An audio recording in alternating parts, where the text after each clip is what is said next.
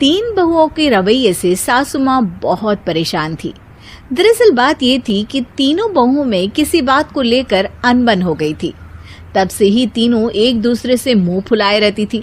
ना कोई सीधे मुंह किसी से बात करती, ना किसी का कहना मानती। पड़ोसी भी इस बात को जानते थे और जाने कैसे कैसे बातें भी करते। इसीलिए सासू माँ ने तीनों बहुओं को तुरंत अपने कमरे में बुलाया। मैं कई दिनों से देख रही हूँ, तुम तीनों अलग अलग सारे काम कर रही हो। ये सब नहीं चलेगा, तीनों को मिलकर ही काम करना पड़ेगा। सास की बात सुनकर एकदम से बड़ी बहू बोल उठती है। नहीं मम्मी जी, मैं इन दोनों के साथ कुछ नहीं कर सकती। मैं इस घर की बड़ी बहू हूँ, फिर भी ये मेरा कहना बिल्कुल भी नहीं मानती। अरे जेठानी जी, जानबूझकर मुझे डबल काम करवाती है आप। और छोटी मुझसे टेढ़े मुंह ही बात करती है। इन दोनों के बीच हमेशा सैंडविच बन जाती है मेरी, और मैं हमेशा आलू की तरह बीच में मसली जाती हूँ। मम्मी जी, इन दोनों को लगता है कि मैं छोटी हूँ तो इनके पैरों तले दब जाऊंगी, लेकिन नहीं, मेरा भी उतना ही अधिकार है जितना इन दोनों का है। बड़ी आई दोनों मेरी चुगली करने के लिए, मुझे क्या कम समझ रखा है। तीनों बहू एक दूसरे से बहस करने लगती है और सास दोबारा ये देखकर टेंशन में आ जाती है और सबसे कहती है, चुप हो जाओ, अब से तुम तीनों सारे काम एक साथ करोगी, आंख बंद करके एक दूसरे की बात सुनोगी। तुम तीनों इस बात को गांठ बांध लो, वरना अगली छुट्टियों में तुम्हारा अपना मायके जाना कैंसिल। सास की बातें सुनकर डर के मारे तीनों हामी भर देती हैं। जी मम्मी जी, मैं समझ गई। हाँ मम्मी जी, जैसा आप कहें। आप जो कहेंगी मैं वही करूंगी। तीनों बहू सास की बात को गांठ बांध लेती है और वादा करती है कि अब से सारे काम वो तीनों एक साथ मिलकर ही करेंगी। ये सब देखकर सास खुश हो जाती है और वहां से चली जाती है। नीचे जाकर वो देखती है कि घर में शर्मा जी आए हुए होते हैं। सास जोर से आवाज लगाकर कहती है, अरे बहू, जरा चाय बनाकर तो लाना, शर्मा जी आए हैं। सास की बात सुनकर तीनों बहू तुरंत किचन की ओर भागती है और चाय बनाना शुरू कर देती है। मुझे तो एकदम मसाले वाली कड़क चाय पसंद है, तो हम शर्मा जी के लिए मसाले वाली चाय ही बनाएंगे। अरे नहीं दीदी, गर्मी के मौसम में मसाला चाय कौन पीता है? मैं तो शर्मा जी के लिए इलायची वाली चाय ही बनाऊंगी। ये कैसी बात कर रही हैं आप दोनों? मेरी मम्मी ने सिखाया है कि मेहमान को ज्यादा दूध और शक्कर वाली चाय देनी चाहिए, वरना वो घर वालों को कंजूस समझते हैं। तो मैं तो शर्मा जी को ऐसी ही चाय दूंगी। तीनों बहुएं अपने अपने तरीके से चाय में शक्कर, मसाला, पत्ती सब डाल देती है।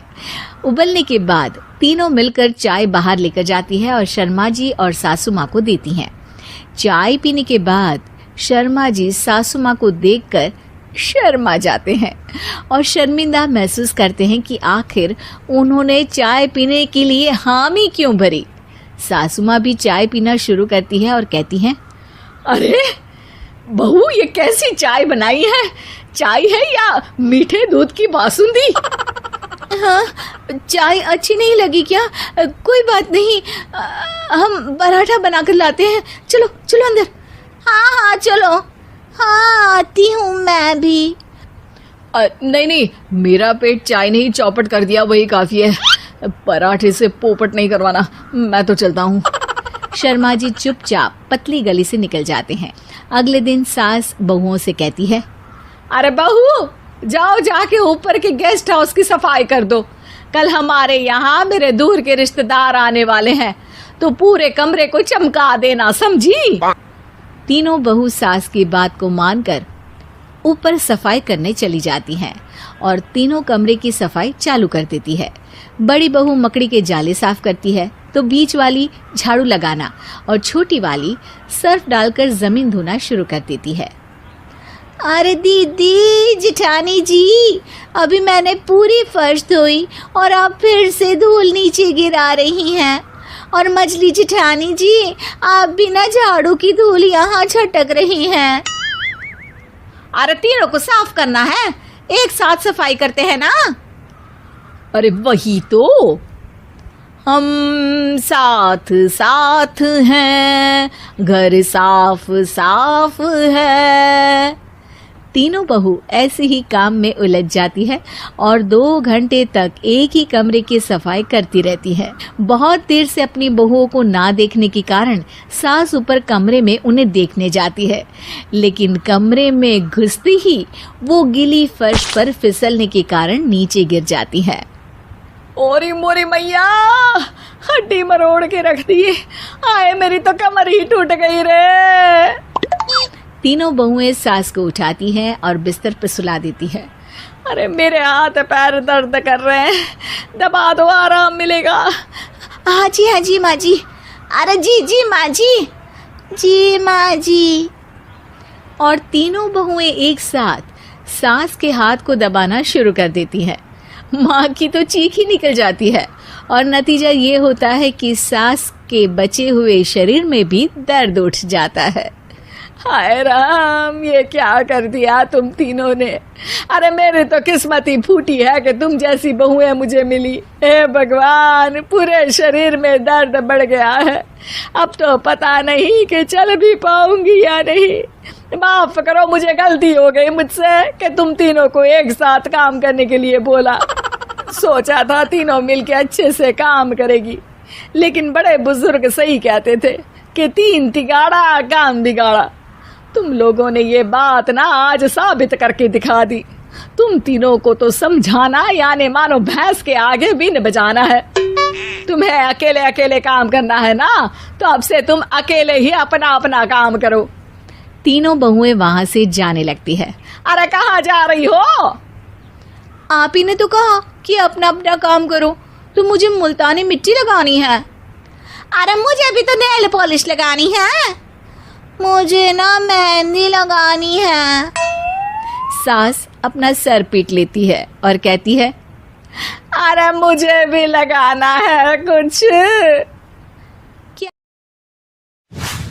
कहानी एक ऐसे घर से जहां शादी का माहौल है, लेकिन टेंशन और शांति इतनी कि शादी का घर किसी जंग के मैदान जैसा दिख रहा था। अरे जैसा मर्जी डेकोरेशन कर दो, पैसों की चिंता मत करो। इतना पैसा जब लड़के वालों को दे दिया तो फूल वालों को देने में मुझे क्या दिक्कत है? अरे धीरे बोलो ना, साफ लग रहा है कि फ्रस्ट्रेटेड हो। अरे तुम तो चुप ही रहो। एक बेटी संभाल नहीं पाई। सारा दिन मैं काम पर जाता था, सोचता था घर पर बच्चों को अच्छे से संस्कार मिल रहे होंगे, लेकिन नहीं, मैडम को तो अपनी किटी और फैशन से फुर्सत मिले तब ना। माँ चुपचाप वहां से चली जाती है। समझ में नहीं आता कि आखिर शर्मा खानदान में हो क्या रहा है। कल तक चिड़िया सी फुदकने वाली शीना की शादी यूं अचानक एक मोटे काले लड़के से क्यों हो रही है? शीना कमरे में हाथ में गुड़िया लिए बोलती है, मेरे साथ जो हो रहा है ठीक हो रहा है। तुम तो सब जानती हो, साहिल मेरे लिए भगवान है। अब जब वो ही नहीं मिला तो फिर कोई भी हो, जिंदगी ही तो जीनी है, जी लेंगे। बाहर शीना की बुआ किसी से बात करती है।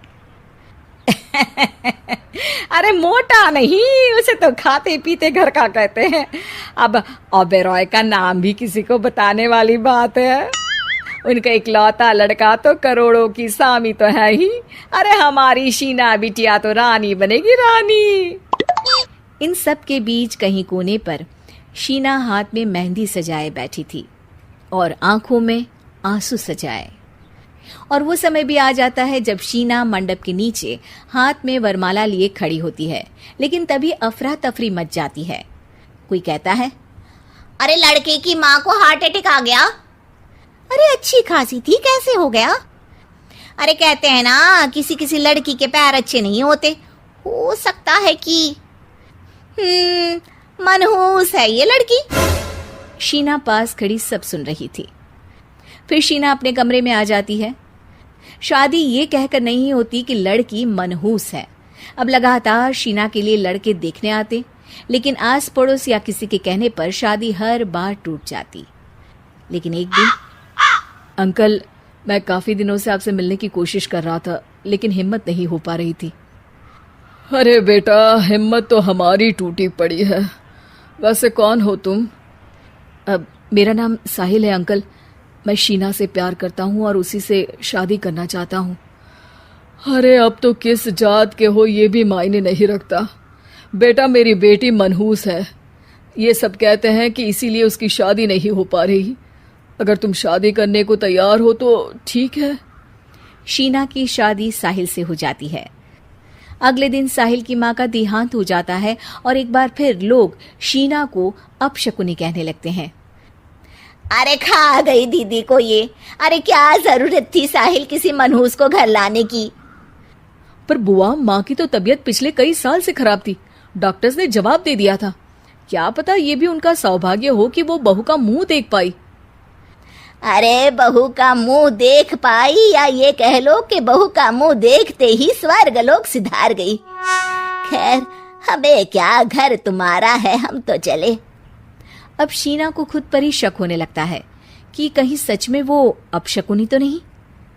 साहिल, हम दोनों की शादी नहीं हुई होती तो अच्छा था। देखो ना कैसे पहले मेरी शादी टूटती थी और अब तुम्हारी माँ भी। अरे ऐसा कुछ नहीं होता शीना, अपशकुनी वगैरह कुछ नहीं होता। ये सब तो ईश्वर के खेल हैं। वो शादी तुम्हारी इसलिए टूट गई क्योंकि तुमको मेरी पत्नी बनाना था और माँ का जाना तो तय था। वो काफी बुजुर्ग थी, साथ ही एक ऐसी बीमारी से जूझ रही थी जिसमें डॉक्टर्स भी उन्हें नहीं बचा पाते। शीना साहिल की बात सुनकर तसल्ली कर लेती है और वहां से चली जाती है। अगले दिन शीना, अरे ओ शीना। क्या हुआ? उफ, कहीं फिर मेरी वजह से कोई नुकसान? अरे नहीं नहीं शीना, तुम जानती हो जिस प्रॉपर्टी के केस को हम बरसों से लड़ रहे थे उस पर फैसला आ गया, वो भी हमारे हक में। अब हम करोड़पति हो गए शीना। शीना शांत रहती है। अरे क्या हुआ? करोड़ पत्नी बनकर तुमको खुशी नहीं हुई? शीना की आंखों में पानी आ जाता है। चलिए जी, कुछ तो अच्छा हुआ मेरी जिंदगी में आकर आपके साथ। साहिल शीना को गले लगाकर कहता है, मेरी नई नौकरी भी तुम्हारे ही आने से लगी। ये प्रॉपर्टी का केस जीता, सब कुछ तो तुम्हारे आने के बाद ही हुआ। फिर तुम मनहूस कैसे? ये सुनकर शीना खुश हो जाती है।